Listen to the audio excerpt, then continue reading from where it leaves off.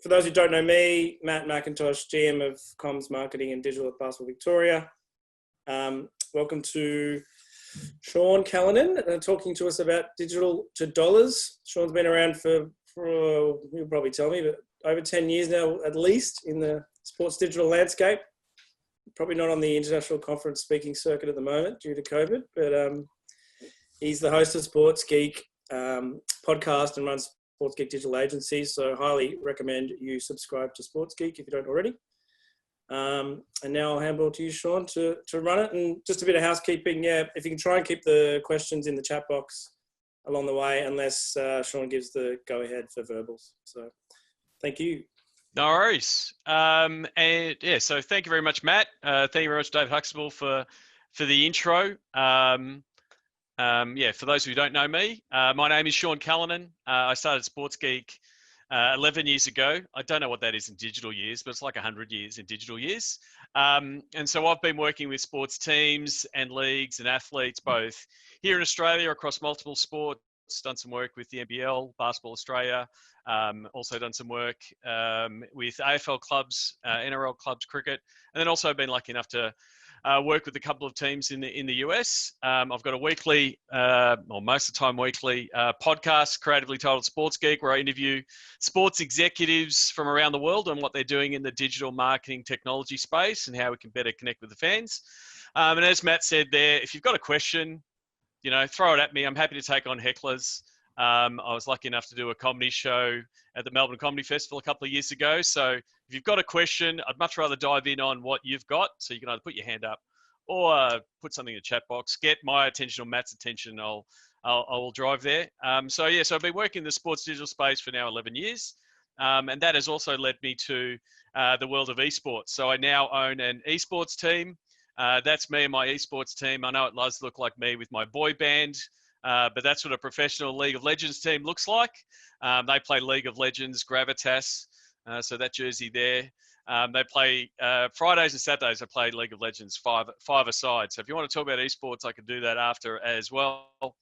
But today, what I'm talking about is the digital dollars process. It's a process that we've developed with sports teams over the past 10 years in helping them better understand their audience and commercializing that. And it comes across with 5 pillars. I'm going to do my best to cover a lot of it today, but it's difficult in the short compressed time, but we'll do our best. The first pillar is knowing your audience. That is who is consuming your content, who is engaging with your content, who's visiting your website, who is engaging with your social media platforms, so you can better understand who your fan base is. And so I understand it, at basketball association level and basketball team level, you've still got multiple audiences. You've got the participants, who's playing, who's on the court, and then you've got the ecosystem of team managers, coaches, referees, that piece. So it's a difficult piece to navigate as an association and also as a team. So we'll dive in a little bit about how you can understand more about your audiences and what the social media platforms know about them that you can leverage. Because knowing your audiences and who's consuming your content on the different platforms leads me to the second pillar, which is knowing your content. So understanding what content works, what gets the most engagement, what gets the most results in framing out what you might do. So, we've been working with professional sports teams that are building out digital teams. Hopefully most of them keep hold of their jobs coming out of COVID. But they have grown as they've built out more content. 11 years ago, teams like Collingwood, the Phoenix Suns, had one person doing all their digital efforts. So they were called a webmaster. And so they've slowly scaled up. So when you're looking at a small grassroots team or an association, you're back at that point still, limited resources. And so what you want to do is maximize those efforts of the resources you do have, because they're most likely volunteer or even, or part-time, or, don't have the time to be able to, you don't have a fully charged 10-person digital team that an NBA team or an AFL team might have. So it's about maximizing the content that you are creating. And then what I will be focusing on today is distribution. So if you create a piece of content, where should it go? Why are you putting it there? And what are the actions you want your fans to do? on those platforms. So when we're talking about distribution, we're looking at social media. So I'll go through some of the trends of the key ones, and why you should be on those platforms and where you should focus your energy. So again, back to the staffing and resourcing issue, there's not really a point to be doing everything on every single platform. It's probably better to be putting your efforts into platforms that will deliver for what you're trying to do. So that's what the know distribution piece looks like. And so for those first three pillars, audience, content, distribution, that sets up your digital strategy. Who do we want to talk to? What are we going to build and where are we going to put it? The last two pieces of digital dollars process are one about knowing your value. So, hey, we're going to put these pieces of content on these platforms. What are they worth if we were going to commercialize them with a sponsor? So once you start understanding what your different platforms are worth and the different pieces of content you're building, you can start building out the last piece, which is knowing your pitch, which is that commercialization of what you're doing in a digital a digital sponsorship pitch. And to answer your question, Paul, yes, these slides will be available at the end of this presentation.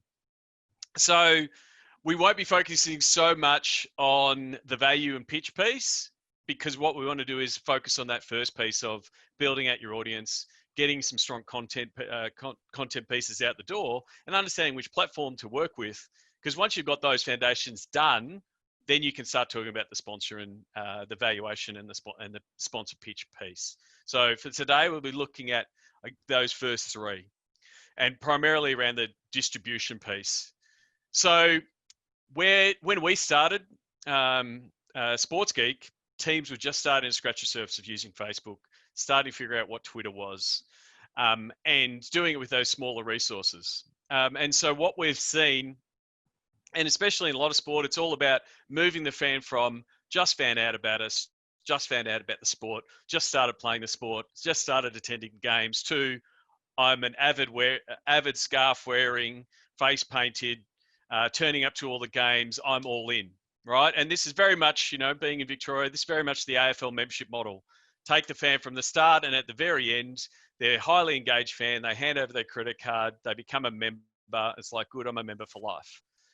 What social and digital has allowed, and what has accelerated, has helped accelerate that digital fan journey. If you look back at 10, 12 years ago in the AFL off season, you might have got one or two pieces of communication from the club, might have even got a hard mail.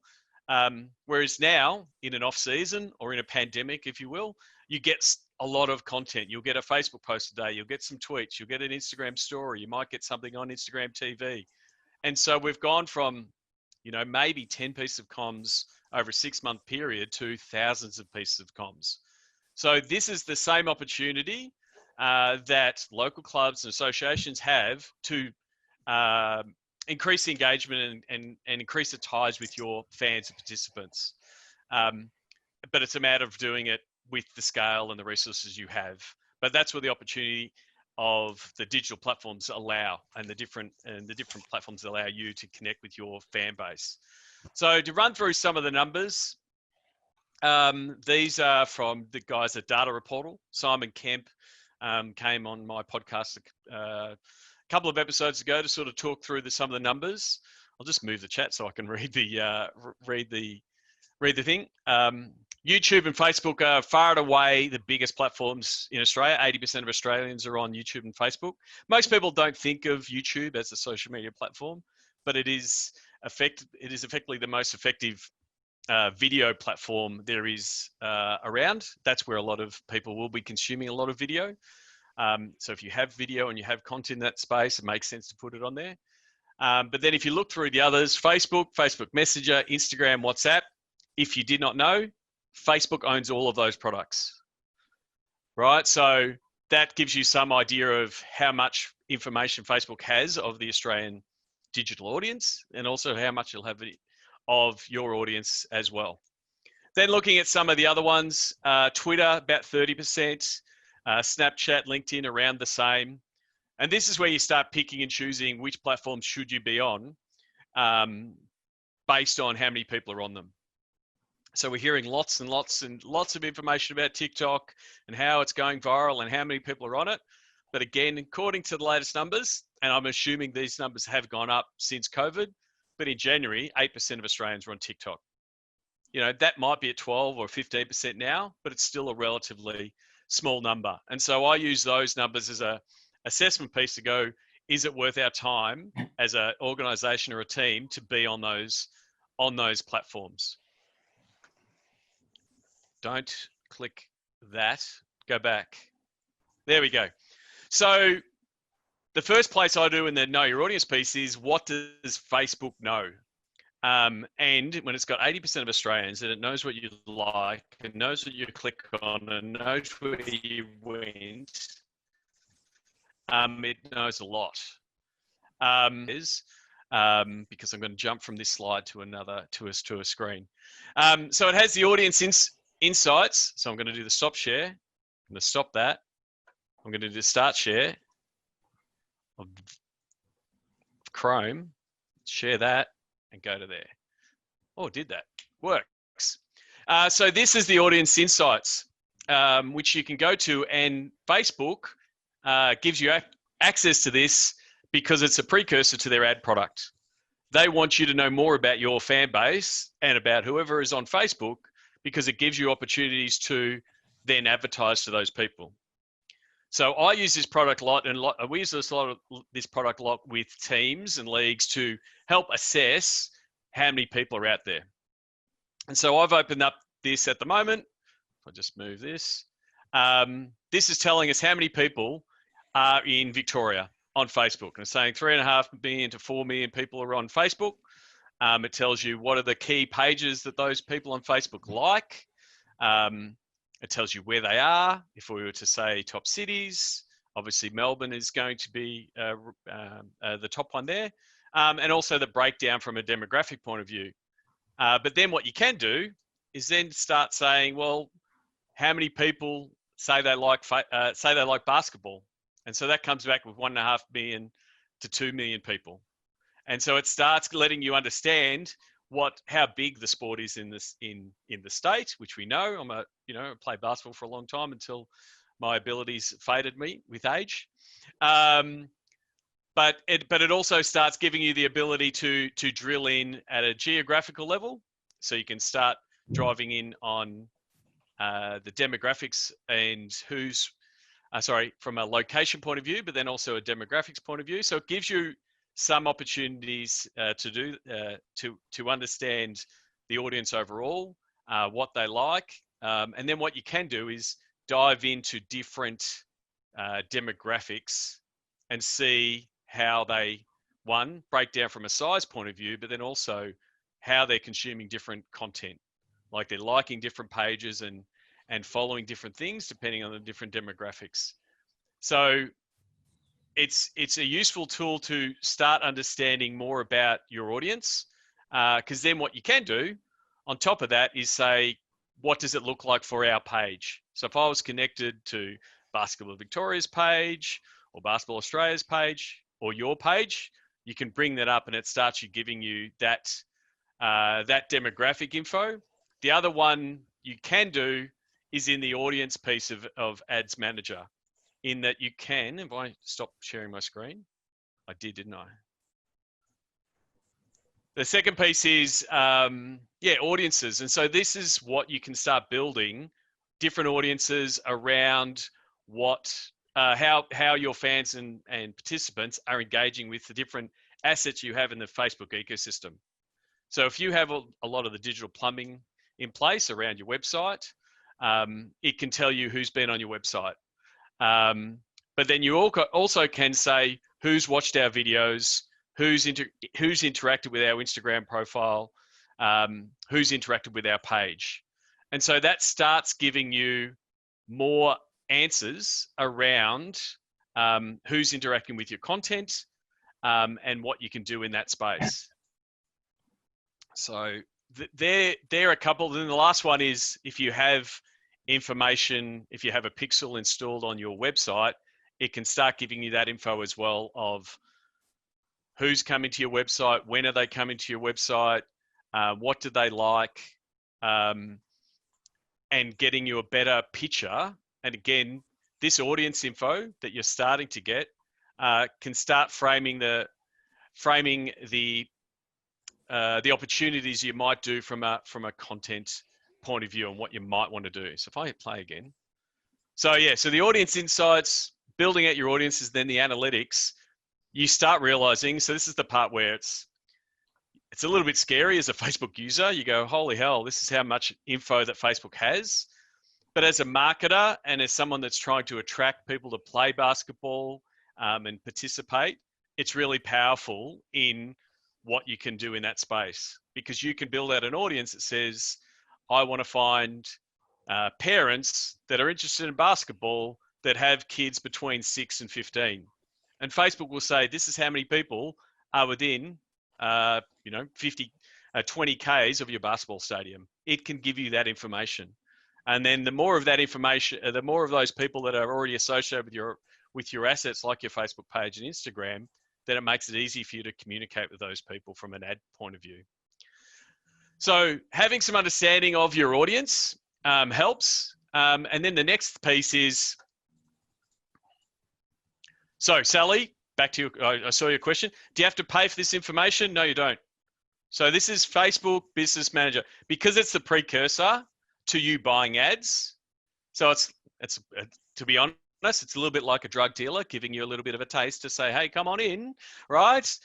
So they're showing you all this info, and it's like, would you like to talk to those 40,000 people? Hey, buy some ads. Which I still find is relatively effective, and I'll talk about the advertising opportunities later. But if you get your audiences right, it is really effective in that space. But from an assessment of should we be producing content and reaching out to these people, it helps you give you an idea of whether you should do it or not. From a content point of view, what we always work on with the teams is creating attention assets.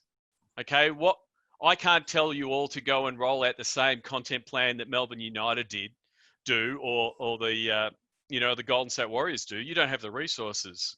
But what you want to do is just build out some content assets that create attention and garner the attention of your fan base and of your players.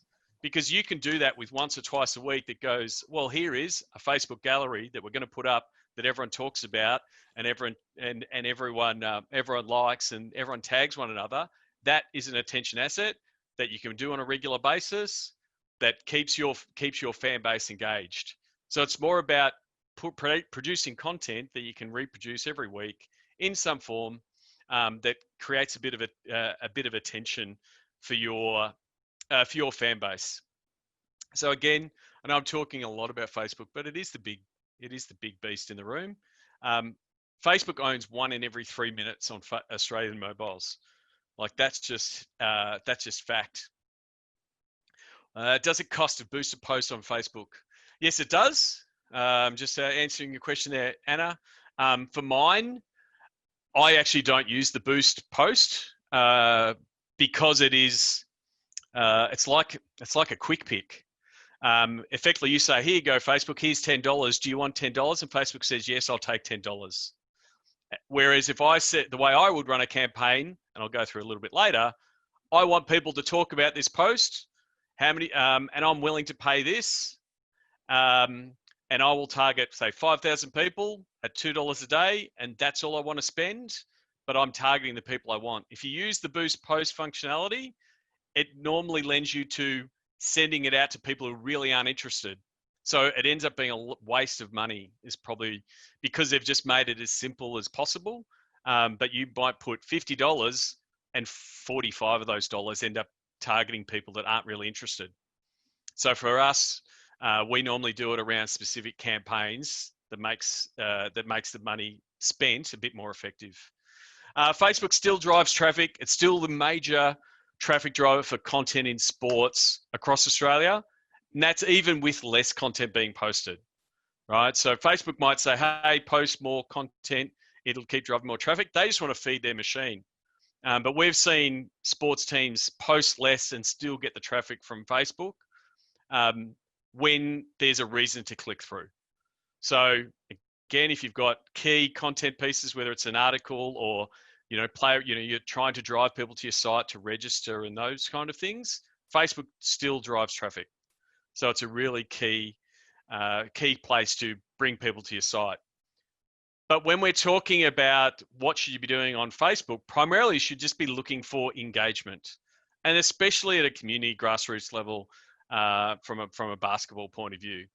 And over the years, like we've been giving a sort of here's a checklist of how do you get engagement and likes on Facebook, and it has changed as the algorithm has changed. At the moment, Facebook wants video. It is trying to compete with YouTube. So if you've got video, and whether it's and normally it fits as in a short and sharp, but if you've got a highlight or people playing, if you've got some of that, they want video. But it is tough at a grassroots level, I know.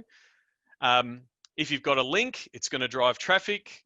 Again, telling people to go through, but also just encouraging the conversation in the comments underneath will effectively give you more organic boost. And then the last one is a picture. And again, I actually think like that's normally the list that I would give a professional team. In a community sport, I'd probably flip those last two. I think if you're just throwing up a picture and saying who had a good game, or getting people to comment, you'll get the engagement in a grassroots space. And the idea of getting more of that engagement is important, because the more people that are talking about your content means they will see more of that content. And so that's what you're looking for. You want to make sure Facebook is getting the signals that your audience and your community is engaged with your page. If they are, more people will see it. If you're posting content and no one's looking at it and no one's engaging with it, then Facebook will take that signal as we shouldn't show more people this content. So that's where you start deciding, well, is this content working? No, it's not. We don't want to do it. Is this content working? It might be a picture from from a game or something that's getting a lot of interaction, a lot of conversation. That's Facebook saying, hey, we want more of this, and it's going to get more reach. And it's actually, if you did promote it with an advertising campaign, it'll actually be cheaper to promote. Marcus, good to see you on the call. For junior grassroots basketball, is our audience our parents or our kids?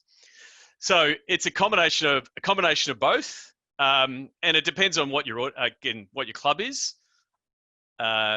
Under 14 isn't on Facebook, and even those over 14 are getting less and less engaged on Facebook. So for mine, Facebook should be talking to the parents and letting them engage and talk and be part of the community. I think that's your primary target when you're talking about Facebook. Is the hashtag work on Facebook? Nick, I don't think the hashtag works on Facebook at all. I don't know when the last time, I haven't clicked on one in ages. But yeah, back to Mark's point, I think it's a combination of serving both of the player. And there is a bit of obviously balance around taking photos of kids and sharing them online and being aware of those privacy concerns. But what you want to be able to do is talking to the parent on how they want to engage with your audience. Just mindful of the time. One of the slides that we use, and I think this works, and sort of answers partly your question. And I'll get to Jason. A lot of people, when they're looking at social media fans, see a graph like this, and they only look at that top right quadrant, right, of megaphone and open book. So someone that's always on social, telling you what they have for lunch, sending out Instagram posts all the time, right? That's the stereotypical social media user. But there's a lot of people on the left side that are just information seekers, and they're cautious, right? And they're consuming your content. They're not engaging with your content. And so this is where you've got to find, and that's where a lot of the parents will be. They'll be consuming it. They want to know when the games are starting. They want to know all about the safety protocols that are coming in with COVID. But they're not going to be commenting on it all the time. So you've got to be able to understand from a content point of view that there's different parts, different personas.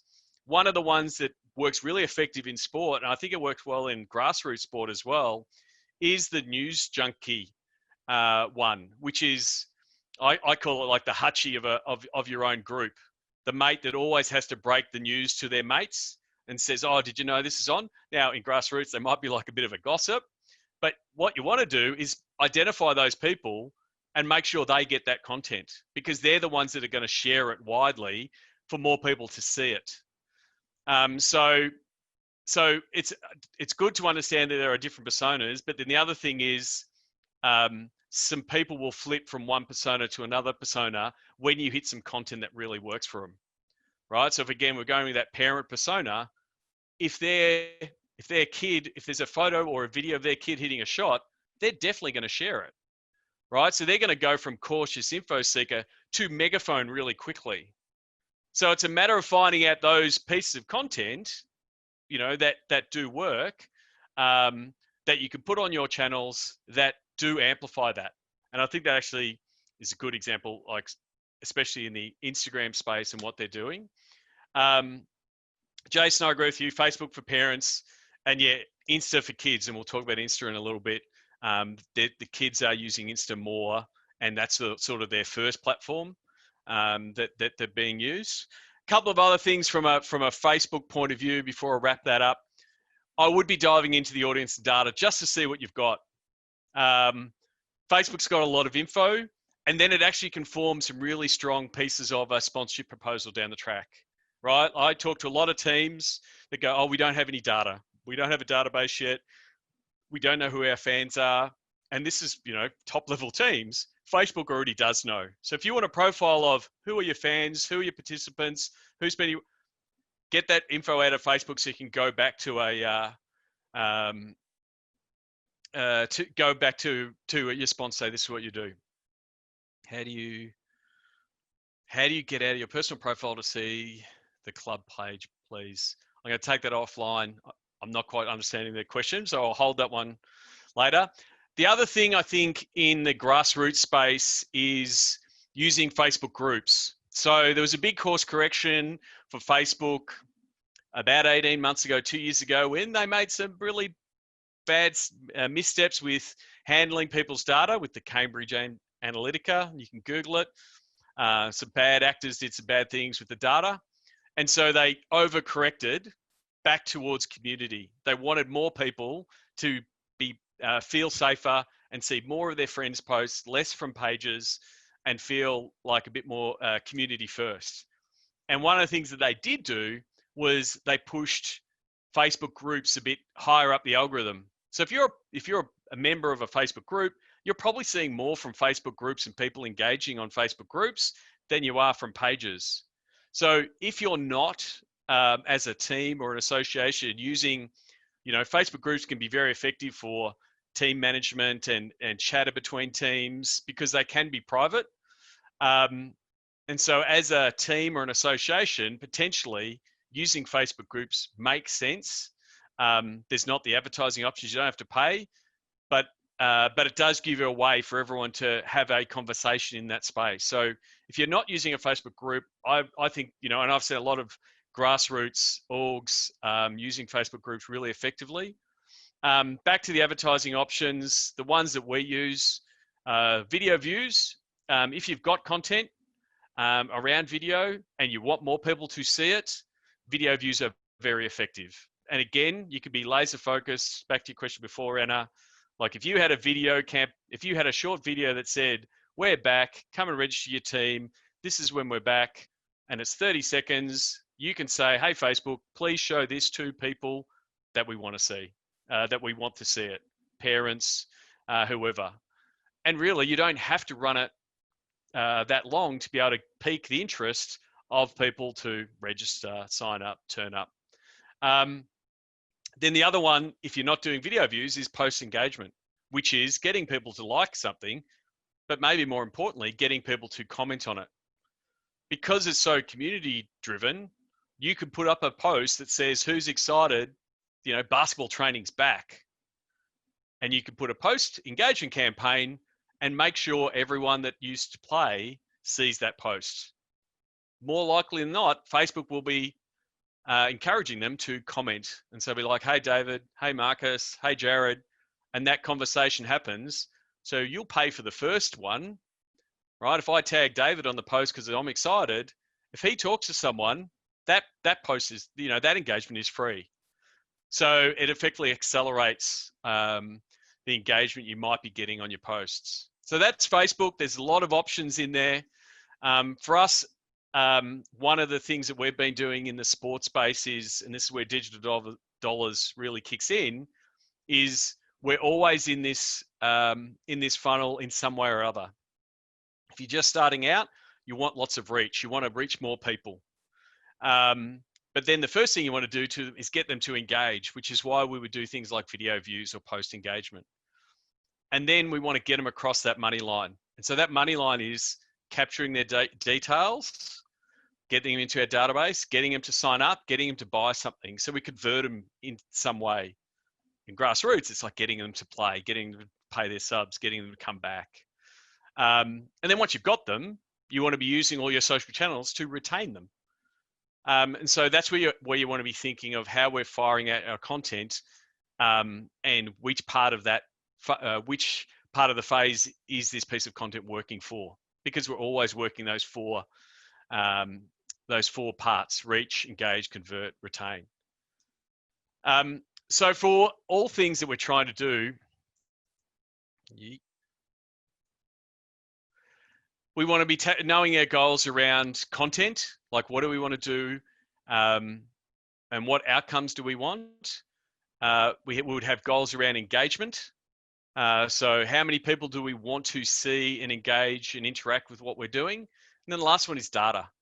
So how do we get people into our database, our CRM, our mailing lists, our player registrations? Those are the three things that I would be focusing on to say, content-wise, what do we want to do? What are we going to commit to?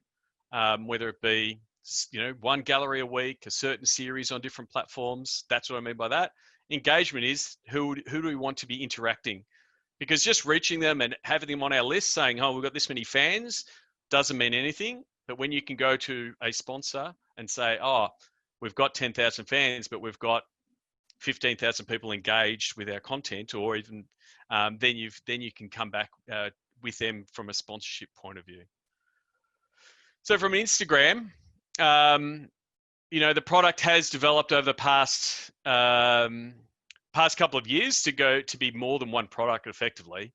It went from, hey, look at all these pretty pictures in the feed, to here's Instagram story that is really keep getting better and better. It's giving you lots of options. We're seeing a lot of teams do Instagram story takeovers. Like, what's it look like if you hand over your Instagram account to one of your players or to a team or to a coach during a day? It has the ability to Instagram live. It's nothing stopping you pulling it out, going live. And then you've got these things like bingo cards and interactive stories that you can start doing that get more of your fans involved and sort of starts you going down the path of that user-generated content.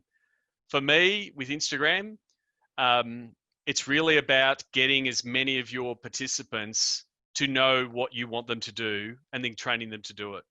Hey guys, if you're going to post it, make sure you tag us, because if you can tag us, we can repost your stuff. Hey guys, use our hashtag so everyone knows that you're playing basketball or where you're playing basketball. Because then it helps you from a resourcing point of view. It's far easier for you to repost a piece of content than it is to be producing the content yourself. So that's where I'd be looking for. I think there's still a lot of upside in Instagram. And then there's also upside in Instagram to sort of take that trash talk banter point of view. If you've got a rival team that are also on Instagram and you're coming up against them, well, why wouldn't you be tagging them? What we've found in Twitter and Instagram is that more fans are following more of the teams to get a full picture of the story. So if you're following, games in your association, maybe you can get more fans following all the teams to get a fuller picture, and they'll be getting a lot of that via Instagram feed and the Instagram story. So from if you want to look at how do we sort of level up our game on Instagram, if you can't do interviews, right, which you can do, 2-person interviews on Instagram and have people watch them live and then watch them back. I'll give you some examples, but here's some of the, I guess, the data in Instagram. It's approaching, it would have passed 10 million now over COVID. I can't remember, it was like Jason was saying before. Yeah, kids are very active on Instagram. It's far more, there's more private accounts, which is the only hurdle in the user generated piece. Okay, because if someone is sharing something on a hashtag or tagging you, if they're private, you can't reshare it. But there are more people using it, engaging with it, and it is a way to, again, to tell your story, share the info you want to share. It's going to be a mix of parents and kids, but it is a way for you to connect with that audience. How to level up your Instagram. If you're not, Canva is a great tool to be able to upsize your graphics capabilities. They have a whole bunch of templates for these, bingo templates that you can quickly swap in, swap out, put your graphics on, put your logos on, put on your Instagram, and then effectively share it, effectively allowing all of the players potentially to screenshot it and then give their answers. And it's a good way to potentially, just boost your reach and boost your following, because you can put it out there and then they're sharing it, and a lot of people don't know that that's your account. So that we've seen a lot of teams do a lot of this over the COVID period. With things like who is your quarantine squad and those kind of things. But yeah, there's plenty of things in that, whether it's this or that or bingo, or here's my basketball workout. There's a lot of things you can do in the space with Canva, and they've got a stack of templates that work across multiple platforms. I'm just showing the Instagram template stuff, but it's an Australian-based product. It's $120 a year, and you have one account, and you can create a whole bunch of great graphics for all of you, and really, again, level up your graphic look across all platforms. Twitter, as much as I like it, there's my Twitter handle down the bottom right, @SeanCallanan. I think the main issue with Twitter is it's a lot of work for the reward that you do get. And it doesn't really connect with the audience that is there. So again, it's got less people on it than Instagram. And it hasn't quite, it's a great place to get latest news and keep track of the latest NBA news and find out when the next Woj bomb comes and, what's happening in the NBA bubble. But I don't think it is a good platform for that grassroots comms message.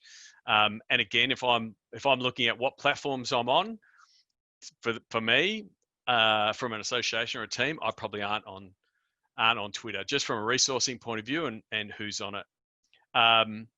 But again, there are a lot of teams have done well. One of the best of it is AS Roma. Paul Rogers runs that account. If you're not following the AS Roma English account, you should be. It's a really good one. Anna's asking, do you have to post on Insta and share the same content to Facebook? It doesn't work the other way. So it's a good question. It's pretty much, it is an ease of use, right? It does lessen the workload. But for mine, if you were just going to say, we're going to do Facebook and Instagram, I would be doing them separate.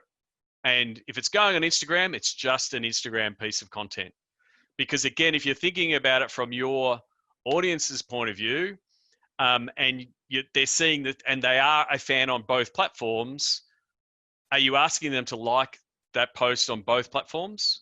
Will they be less likely to do so? Whereas if it's exclusively, if it's only on Instagram, they will like it. And again, it starts giving a different reason for why you're on the two different platforms. Because if you're always putting out the same content on both platforms, people go, oh, well, I actually don't want it on my Instagram, or I won't follow you on Facebook. But if you provide distinct content differently, so, and so from my point of view, I see Instagram as two products. There's the feed, like the pretty pictures that you can potentially show, and then the story element. So for mine, I do it occasionally, a big announcement, those kind of things. It's going to go across all channels. but I try to say, well, if you're on our Instagram channel, this is what you're going to get. And Instagram is so wide in what you could do. You could be sharing all of these slightly off kilter, cool photography around your stadium that's not the standard photo, and go, oh, and you might get people who just like basketball following it because it's got a really unique eye. So I like the idea of finding someone in your club that has a photography background or likes taking photos and saying, hey, would you like to supply us with some cool shots to use on our Instagram page? And then there's a reason for people to engage with that page and, wait for the next piece of content. That's what I want to look. That's what I want to look for. And then it does stop the back to the question before, that's just an Instagram post, and then there's hashtags on Facebook and that. So I like to frame them differently because the content is different and the engagement is different. So this is the discussion part, taking on questions, because I can sort of wrap it on for a while. What platform are your fans most engaged on? Have I got it right in saying it's primarily Facebook and Instagram? This is where you're asking a question to 53 people at once that are all on the same call is hard, but you can answer in the chat. Or you can answer it internally. For me, that's where I start. So I use the example of Arsenal, right? Which it's just, you're like, why would you use an example like Arsenal? They're a massive global football business, and they've got all of these resources. I use Arsenal as an example of how do you set up your social strategy, because when Arsenal started doing social media, they did one platform per year until they got it right.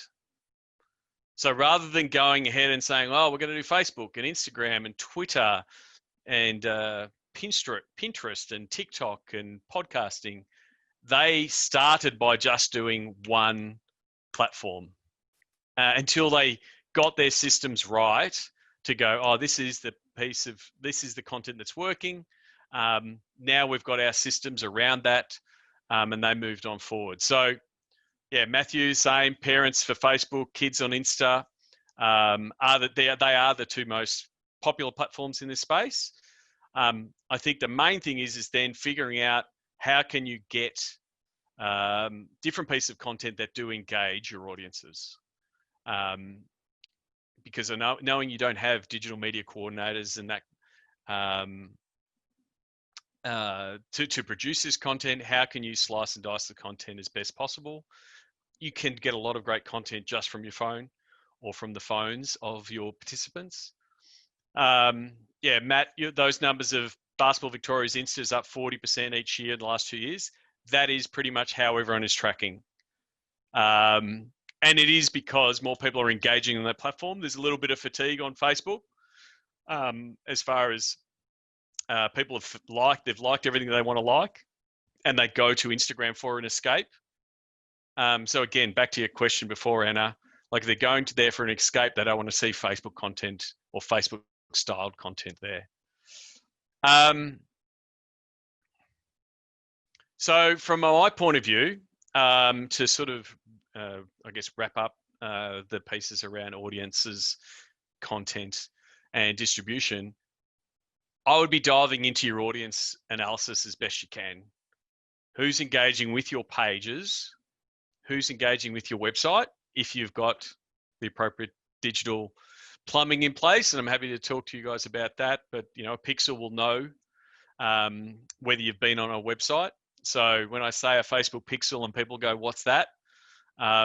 Remember back in the days when you used to plan travel, right? Pre-COVID, and you go and look at a website about a holiday in Bali, and then you come back to Facebook and all you would see is ads about that same holiday in Bali, right? That's Facebook pixels in action, right? So that means there's a pixel on the website that you've gone to check out, and then that person knows and they're running an ad. If you have that on your website, then you will also know who's been to your website.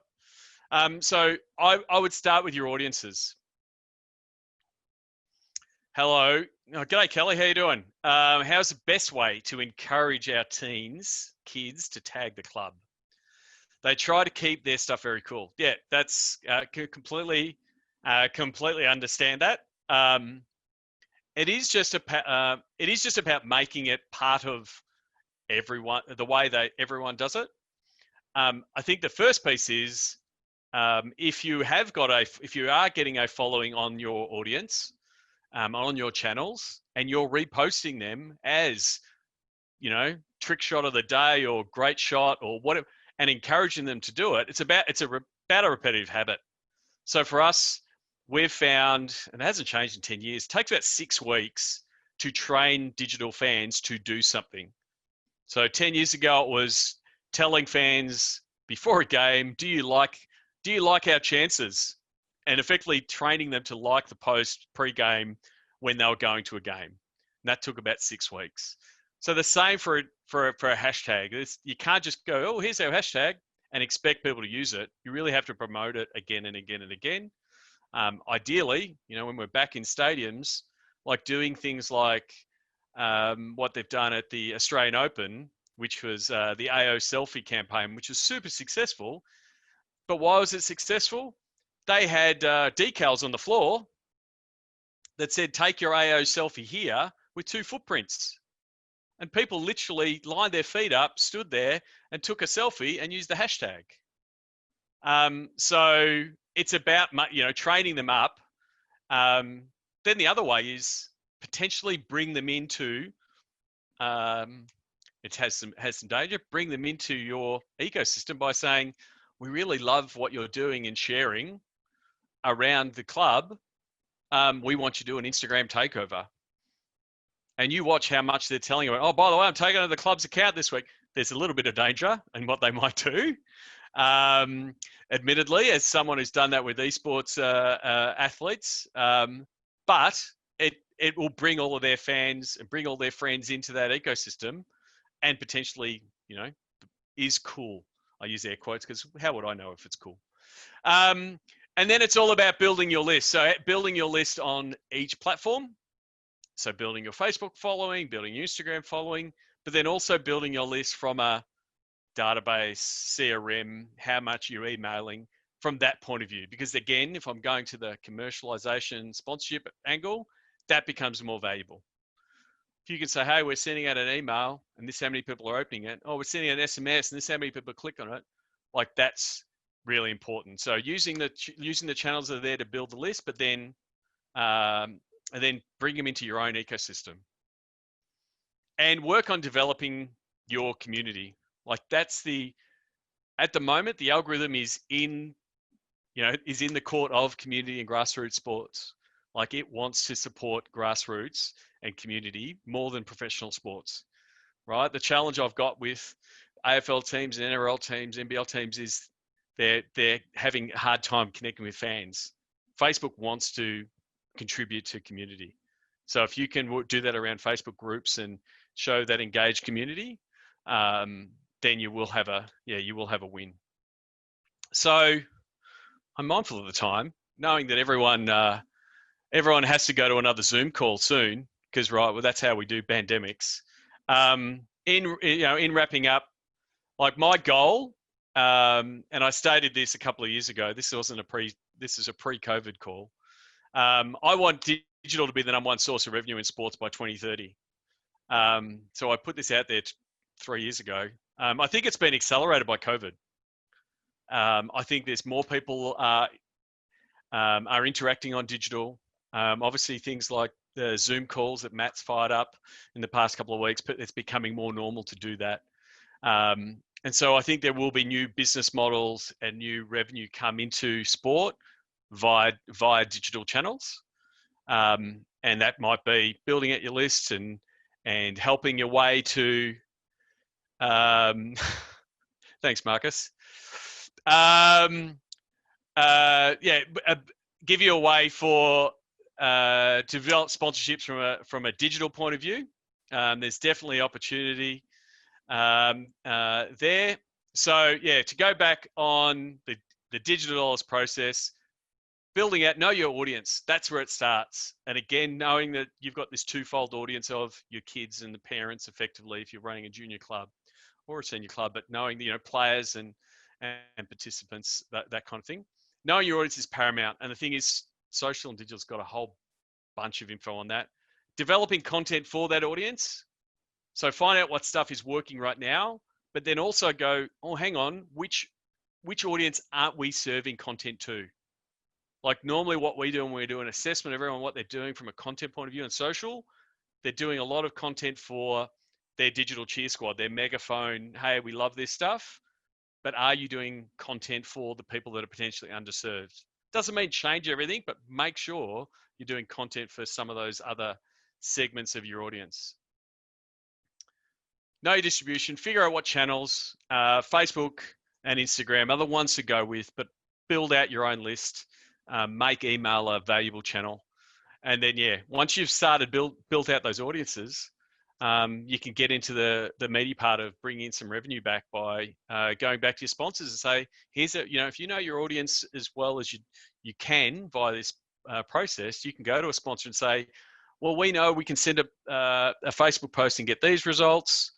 And we know how to connect better with our audience, and we can hopefully make them customers. So other resources, I've got a podcast. So I've interviewed some people from Jeremy La Liga from the NBL, some NBA, some people working in the NBA. If you want to follow the NBA, I've been lucky enough to interview Mark Cuban, who owns the Dallas Mavericks, as well as a whole bunch of people in the AFL, NRL space. That's available there, available on all good podcast platforms and even the bad ones. Also, if you like doing Zooms, I do a regular Zoom call each week, twice, Tuesday nights and Wednesdays, where I'm bringing in people from around the world talking about different topics. We did one on grassroots sports a couple of weeks ago, and had people in from basketball and cricket and netball. So it was a really good discussion. I think we only scratched the surface on that, so we'll do it again. But it's also a good way to learn a lot more about the space. Next week, I think we're talking about esports and gaming. You're more than welcome to go there, sportsgeekhq.com/Zoom calls. Got a newsletter, which is available at the website. I'm going to stop. I'm going to hit the stop share, and I'm going to share you the link of where it is, where you can download it, because people were asking to download this prezzo and get my details. And if you want to follow up, you can download it there. But if anyone else has got any questions, I think, have we got some time left, or how long am I meant to keep going for, Matt? All day if you want, but no. Oh no, I can go all day. Don't start me. But we'll give 5 if anyone's got any more questions. Has anyone got a question? Not all at once, everybody.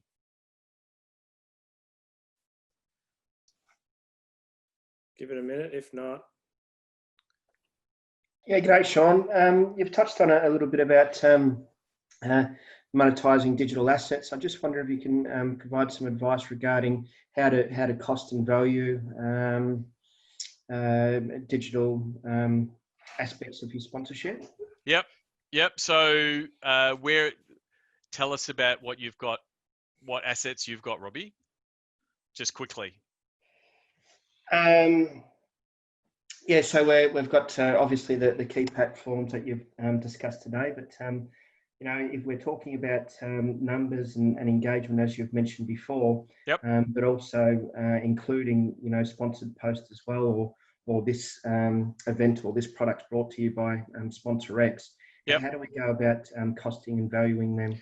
In terms of number of impressions. Yeah. So this is not a unique problem. This is a problem that's every sports team is facing.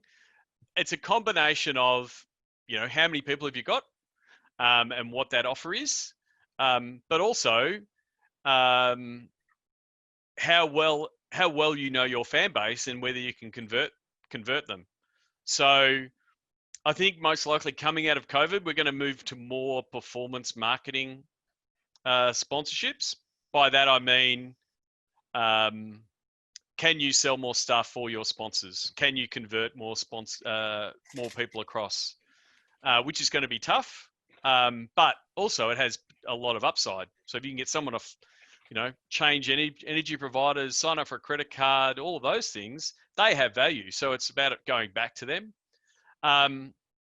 Normally and so that's where it does get tough, but it's more about how are you building out those content pieces that you can show to a sponsor, oh, this was successful, this is what we did, and doing your best to say, this is what we're valuing it at, and then having that backwards and forwards with the sponsor on how you're going about whether they agree and not agree. But it is a tough proposition, but it's tough to do also without knowing who your fans are, how many you've got, what type of track record you've got of the content that you're producing. That's why we do those first three things then, and then we build out what would be a rate card. Nick asks, I hope that's, but you'll get an email if you download the webinar. I'm happy to take it offline or work with you for further that. Nick asks, to live stream event game, would you use YouTube or Facebook Live? From my point of view, it's a bit of, you could use both. If you can, so you can use a product like Restreamly. If you've got the stream happening, you can put it to multiple platforms. Because then you can, then people can just pick and choose what they would like. So, my TV has YouTube automatically integrated, so it makes it easy to watch. So from a streaming point of view, I just put it on every platform I could, just to say it's available on every platform I could, because it doesn't cost you anything to put it on the different platforms. Paul asked, you spoke earlier about the difference of sharing on Facebook and Insta. How do you balance that against content on your website? What role should website play in all of this? Great question. Yes, if you've got a website, you want to drive people to your website, but guess what? People don't want to do that a lot these days. So it is balancing. That's why I was sort of saying, when you've got stuff that you do want to get people to the website, then build it with a link, and do the draw to draw people in to get them there. But if it's not overly valuable, like if you're just putting up, hey, here's as an example. So with sports teams now aren't sending doing game recaps. They're just putting up a graphic, right? Because they just want people to engage. So if you're gonna, you want to have a website, but only send them there when it's valuable for them as well. So, and then it will train your fans to go, well, hang on, it's a link.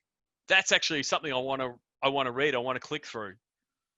So it's about framing that content to go, well, we're going to make sure that we're going to announce, let's just say, our team of the week. We're going to announce maybe one of them, but we want people to we want people to go to the website. So it's about the actions around what you want the fans to do. So if you want them to go to the website, build it out, tease it out, get them across.